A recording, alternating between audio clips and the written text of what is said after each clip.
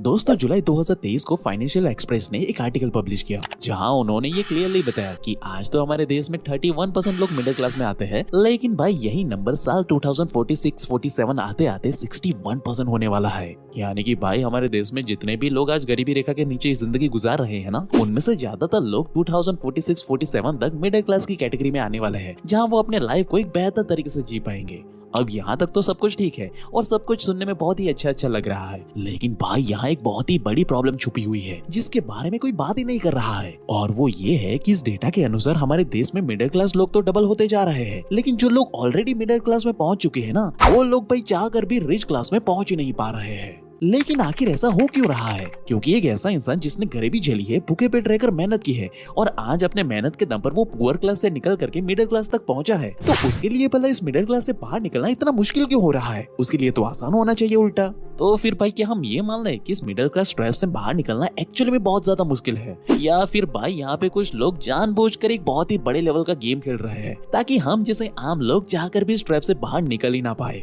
आखिर इसके पीछे सच्चाई क्या है भाई, और कैसे हम इस ट्रैप को बीट कर एक रिच एंड लाइफ को हासिल कर सकते हैं? तो दोस्तों आज हम अपने इस वीडियो में इन्हीं सारी डार्क रियलिटी से पर्दा हटाने वाले हैं। लेकिन मैं बता दूं कि इस वीडियो में मैं कोई भी बात अपने मन से नहीं बताने वाला, बल्कि जो जो चीजें प्रॉपर साइंटिफिक रिसर्च के द्वारा प्रमाणित की गई है ना, वही चीजें बिना कोई फिल्टर के मैं आपके सामने रखने वाला हूँ, जिसे अगर आप चाहो तो वीडियो खत्म होने के बाद खुद से भी वेरीफाई कर सकते हो, जिसके लिंक इन डिटेल मैं खुद आपको डिस्क्रिप्शन बॉक्स में दे दूंगा। लेकिन हाँ, अभी के लिए मेरे साथ इस वीडियो की अंत तक बने रहे। So hey beautiful people, welcome to Fundoo programming. मैं हूँ आपका दोस्त फंडू बॉय। अब भाई हमारे देश में सबसे बड़ी प्रॉब्लम यह है कि वो लोग जो सड़कों पे नहीं रहते ना, उन सभी लोगों को भाई यही लगता है कि वो मिडिल क्लास में है, जबकि ये पूरी तरह से गलत है भाई। जबकि हम डेटा और प्रूफ की बात करें तो जो परिवार हर साल 5 लाख से लेकर 30 लाख रुपए तक कमा लेता है ना, उन्हें मिडिल क्लास कहा जाता है। जबकि जो बेचारे लोग पूरे साल में 5 लाख रुपए भी नहीं कमा पाते हैं ना, वो लोग मिडिल क्लास में नहीं बल्कि लोअर क्लास या पुअर क्लास में आते हैं भाई। अब पर्सनली बताऊं तो मुझे ये क्लास सिस्टम बिल्कुल भी पसंद नहीं है, क्योंकि ये क्लास सिस्टम बड़ी ही चालाकी से बनाया गया है, जैसे कि पुअर क्लास, मिडिल क्लास और रिच क्लास। अब यहाँ पर हम तीनों में डिफरेंस देखें तो यहाँ पुअर क्लास में रह रहे लोग किसी भी देश की इकोनॉमी में ज्यादा कुछ बड़ा कंट्रीब्यूशन नहीं कर सकते। उल्टा भाई सरकार को ही अपनी जेब से पैसे उनके डेवलपमेंट में लगाने पड़ते हैं ताकि ये बेचारे किसी तरीके से मिडिल क्लास में पहुंच जाए और ठीक ठाक जिंदगी जी सके। लेकिन भाई फिर असली खेल यहीं से शुरू होता है, क्योंकि किसी भी देश की इकोनॉमी को बूस्ट करने में सबसे बड़ा हाथ पता है किनका होता है? मिडिल क्लास वाले लोगों का। क्योंकि गरीब लोग तो कभी ब्रांडेड प्रोडक्ट खरीद नहीं सकते, वही रिच क्लास वालों को अपना स्टेटस दिखाने के लिए ब्रांडेड प्रोडक्ट की कभी जरूरत नहीं होती है। लेकिन वहीं भाई मिडिल क्लास वाले लोगों को इन्हीं अलग अलग ब्रांडेड प्रोडक्ट्स खरीदने का भयंकर क्रेज होता है। इसलिए तो कार, मोटरसाइकिल, टेलीविजन और एयर कंडीशन जैसी चीजें सबसे ज्यादा भाई मिडिल क्लास में रहने वाले लोग ही खरीदते हैं, और पैसे ना हो तो वो EMI पे चीजें खरीद लेते हैं, जिससे देश में मैन्युफैक्चरिंग और प्रोडक्शन दोनों बढ़ती है और अलग अलग इंडस्ट्रीज आज इसी वजह से तो ग्रो हो रही है। इसीलिए तो भाई लग्जरी ब्रांड्स को दिए सीना ठोक के ये बताते हैं कि उनके प्रॉफिट का मेजॉरिटी पार्ट मिडिल क्लास लोगों से ही उन्हें आता है, जो कि महीने के अंत में मुश्किल से उनके ब्रांडेड प्रोडक्ट को खरीद पाते हैं। जबकि रिच क्लास से उन्हें उतना ज्यादा कोई मुनाफा नहीं होता। और सिर्फ ब्रांडेड प्रोडक्ट ही नहीं, बल्कि मिडिल क्लास में रहने वाले लोग बड़े बड़े हाई-फाई स्कूल कॉलेज में पढ़ना, शॉपिंग मॉल में जाके शॉपिंग करना जैसे अनगिनत हाई-फाई डिमांड उनके दिन ब दिन बढ़ती ही जा रही है, जिस कारण से पूरे देश की इकोनॉमी में भयंकर उछाल आ रहा है। अब ये चीज देश के लिए तो अच्छी है, लेकिन एक आम जनता के लिए ये चीज कितनी अच्छी है वो तो भाई आम जनता ही जाने। और भाई अंदर की बात बताऊं तो सरकार को सबसे ज्यादा टैक्स रिच क्लास वाले लोगों से नहीं मिलता, बल्कि मिडिल क्लास वाले लोगों से ही हर साल मिलता है। क्योंकि अमीर लोग तो टैक्स बेनिफिट के नाम पर चुपके से निकल जाते हैं और गरीब लोग तो बेचारे टैक्स दे नहीं पाते, इसलिए सारा टैक्स का बोझ भाई मिडिल क्लास वाले लोगों के कंधों पे ही आता है। और भाई मैं कोई हवा में बात नहीं कर रहा हूँ, बल्कि इनकम टैक्स की रिपोर्ट भाई खुद ये कहती है कि 2023 में महेंद्र सिंह धोनी ने और 2022 में अपने अक्षय कुमार ने पूरे देश में सबसे ज्यादा टैक्स पे किया था। जबकि अदानी, अंबानी जैसे सुपर रिच लोग, जिनका नाम दुनिया के टॉप 10 रिचेस्ट लोगों में आता है ना, उन्होंने ना के बराबर टैक्स पे किया था भाई। इसलिए तो भाई गवर्नमेंट और बड़े बड़े पूंजीवादी लोग जानबूझकर सारे लोगों को मिडिल क्लास ट्रैप में ही फंसाए रखने की हर मुमकिन कोशिश हर दिन करती है, ताकि भाई हर साल तगड़ा पैसा वो उनकी जेब से निकलवा सके। इसलिए तो भाई गवर्नमेंट और बड़े बड़े पूंजीवादी लोगों की फ्री NGO जानबूझकर गरीब बच्चों को और उनके परिवार को पकड़ पकड़ कर स्कूल और कॉलेज की फ्री में एजुकेशन देते हैं, ताकि यही बच्चे पढ़ लिखकर गरीबी से निकलकर मिडिल क्लास में पहुंच जाए और प्राइवेट या गवर्नमेंट कोई भी ठीक ठाक व्हाइट कॉलर वाली जॉब पकड़ ले, ताकि फिर वो उनसे जिंदगी भर टैक्स और लग्जरी आइटम के नाम पर उनसे अंधा पैसा छाप सके।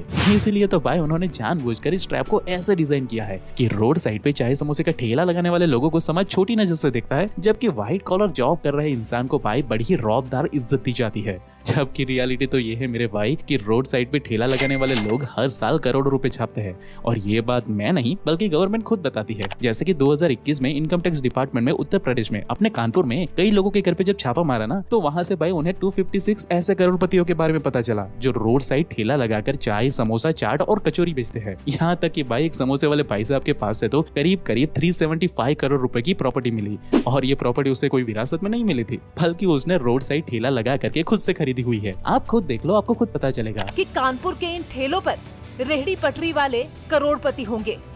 पहले किसी को पता नहीं था कि सस्ती और स्वादिष्ट चाट बेचने वालों के पास अरबों की संपत्ति होगी। लेकिन जब इनकम टैक्स विभाग ने गलियों में दुकान लगाने वाले लोगों की संपत्ति की जांच की, तो समोसे बेचने वाले के पास 375 करोड़ की प्रॉपर्टी मिली। गली मोहल्ले के छोटे छोटे किराना और दवा व्यापारी भी करोड़पति हैं। फल बेचने वाले भी सैकड़ों बीघा। अब ये बात सरकार भी जानती है कि कल को अगर कोई इंसान अपना छोटा मोटा धंधा लेकर बैठेगा तो शुरुआत में भले ही उसे मुनाफा कम हो, लेकिन आगे जाके वो कुछ न कुछ अपनी लाइफ में बड़ा उखाड़ ही लेगा। लेकिन सरकार और बड़े बड़े पूंजीवादी लोग जानबूझकर इसे प्रमोट नहीं करते, क्योंकि ठेले वाले कैश में बिजनेस करते हैं। इसलिए ये लोग करोड़ों कमाने के बाद भी सरकार को 1 रुपया भी टैक्स नहीं देते और ये पूरा दिन रोड साइड पे ही धंधा करते हैं। इसलिए ये लोग कभी भी कोई लग्जरी प्रोडक्ट जैसे कि सुपर बाइक, कार या आईफोन जैसी चीजों पे बेफालतू का कोई खर्चा करते ही नहीं है। इसलिए गवर्नमेंट और बड़े बड़े पूंजीवादी लोग जानबूझकर भाई सोसाइटी को सॉफ्ट इन्फ्लुएंस करके आने वाली नई पीढ़ी को व्हाइट कॉलर वाली जॉब करने के लिए ही मजबूर करते हैं, ताकि वो उन्हें जिंदगी भर बाहर की चकाचौंध और झूठी रौब-डर इज्जत दिखा दिखा करके मिडिल क्लास के ट्रैप में ही फंसा करके रख सके, ताकि ऐसे नई पीढ़ी के बच्चे देश के लिए जिंदगी भर एक लॉयल टैक्स पेयर और कंज्यूमर बना रहे बस। और ये हालत सिर्फ हमारे देश की ही नहीं है, बल्कि पूरी दुनिया को भाई इसी तरीके से डिजाइन किया गया है, ताकि लोग इस ट्रैप को कभी समझ ही ना पाए और भोले भाले लोग जिंदगी भर इसी ट्रैप में फंसे रहे। और भाई यही कारण तो है कि सरकार और बड़े बड़े पूंजीवादी लोग अलग अलग तरीके से पुअर क्लास में फंसे लोगों को मिडिल क्लास तक तो पहुंचा देते हैं, लेकिन भाई फिर वो इन लोगों को मिडिल क्लास ट्रैप से कभी बाहर निकल ही नहीं देते। तो फिर भाई करे क्या? आखिर हम कैसे इस चक्रव्यूह के मायाजाल से बाहर निकले? आखिर इसका सॉल्यूशन क्या है भाई? तो अब इसका जवाब पता लगाने के लिए 2009 में टॉम कॉर्ली ने 177 सेल्फ मेड मिलियनर लोगों को अपने एक्सपेरिमेंट में शामिल किया। अब भाई इसमें मजेदार बात ये थी कि इनमें से 59% लोग मिडिल क्लास से निकल करके मिलियनर बने हुए थे, तो वहीं के बाकी के 41% लोग पुअर क्लास से निकल करके मिलियनर बने थे, जिन्हें बारीकी से निचोड़ के स्टडी करने पर टॉम भाई साहब को इस ट्रैप से बाहर निकलने के लिए 4 रास्ते मिले। और उन्होंने भाई अपनी किताब रिच हैबिट में भी इसी को एक्सप्लेन किया है, जिसके इस्तेमाल से भाई दुनिया के सुपर रिच लोग अंधा पैसा छापते हैं, जो कि है पृथ्वी सॉस, ड्रीमर्स, कॉर्पोरेट क्लाइमर और सेवर इन्वेस्टर। और पृथ्वी सॉस असल में वो लोग होते हैं जो अपनी लाइफ के शुरुआती कई सालों तक अपने स्किल और नॉलेज के ऊपर दिन रात काम करते हैं, और फिर जाकर वो एक बड़े लॉयर, डॉक्टर, आर्टिस्ट, ऑथर या फिर एथलीट बनकर दुनिया के टॉप 1% लोग में शामिल होते हैं। और भाई फिर वो अंधा पैसा छापते हैं। हाँ, ये लोग अपने शुरुआती दिनों में ज्यादा पैसा नहीं कमाते, लेकिन भाई जब ये अपनी स्किल में टॉप लेवल की मास्टरी हासिल कर लेते हैं ना, तब ये अपने स्किल के बदौलत भाई रातों रात अंधा पैसा छापकर मिडिल क्लास ट्रैप को तोड़ देते हैं और जिंदगी भर रिच एंड लेविश लाइफ जीते हैं, जैसे कि हमारे विराट कोहली जी। और डॉक्टर की बात करें तो शमशेर व्याली जी, जो एक साधारण से डॉक्टर होने के बाद भी उनका भाई सालाना टर्नओवर 3.7 बिलियन यानी कि 30,000 करोड़ के आसपास होता है। वहीं दूसरा तरीका है द ड्रीमर्स। इस कैटेगरी के लोग वैसे तो पढ़ाई पे ज्यादा फोकस नहीं करते, बल्कि भाई वो दुनिया में रेवोल्यूशन लाने के लिए कुछ ऐसे बिजनेस, प्रोडक्ट या सर्विस बिल्ड करते हैं जो आम जनता की जिंदगी का एक हिस्सा बन जाता है, जिसे फिर वो बेचकर रातों रात अंधा पैसा छापते हैं और फिर वो एक ही झटके में मिडिल क्लास ट्रैप को तोड़ देते हैं, जैसे कि अपने बिल गेट्स का माइक्रोसॉफ्ट ऑपरेटिंग सिस्टम और स्टीव जॉब्स का एप्पल कंप्यूटर एंड आईफोन। वही मिडिल क्लास ट्रैप को तोड़ने का तीसरा तरीका है कॉर्पोरेट क्लाइंबर का। ये लोग भाई ज्यादा रिस्क लेना पसंद नहीं करते, ये हमेशा जॉब सिक्योरिटी के साथ चलते हैं और अपने एक ही ऑफिस में सालों तक फोकस रहकर पूरी ईमानदारी से काम करते रहते हैं, और भाई वो कंपनी का एक ऐसा हिस्सा बन जाता है जिससे कि एक समय के बाद उन्हें कंपनी की टॉप लेवल की पोजीशन मिल जाती है, जहां से भाई फिर वो करोड़ों रुपए छापते हैं। जैसे कि अपने गूगल के सीईओ सुंदर पिचाई जी, जो आज भी एक गूगल के एम्प्लॉई है, लेकिन एम्प्लॉय होने के बावजूद भी भाई वो महीने के 176 करोड़ यानी कि भाई दिन के 5 करोड़ रुपए छापते हैं। अब अगर आप ये सोच रहे हो ना कि भाई ये सब तो मेरे लेवल का नहीं है, तो दोस्त एक आखिरी तरीका भी है, उसे भी बारीकी से जान लो, जो कि है सेवर इन्वेस्टर, जहाँ पे लोग अपने जॉब, बिजनेस या कोई भी छोटा मोटा काम करके कुछ पैसे सेव करते हैं और उन्हें फिर किसी ऐसे एसेट में इन्वेस्ट करते हैं जो हर महीने उन्हें कोई बिना कोई एफर्ट के एक तगड़ा मोटा पैसा कमा करके दे। अब अगर आपको ये लग रहा है ना कि भाई ये सब तो बस कहने की बात है, रियलिटी में थोड़ी ना पैसे सेव और इन्वेस्ट करके भला कोई करोड़पति बन सकता है, तो चलो आपका ये भ्रम भी मैं दूर कर देता हूँ।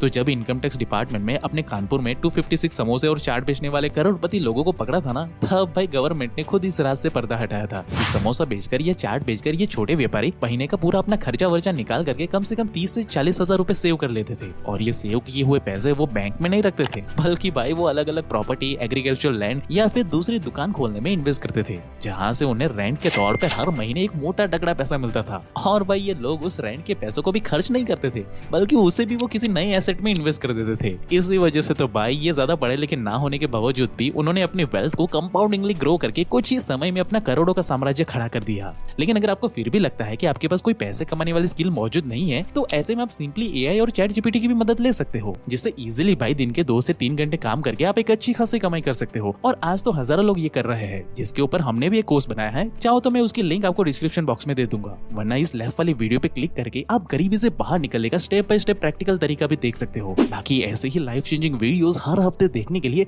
हमारे चैनल को भाई अभी सब्सक्राइब करें। And at last, thank you for watching guys.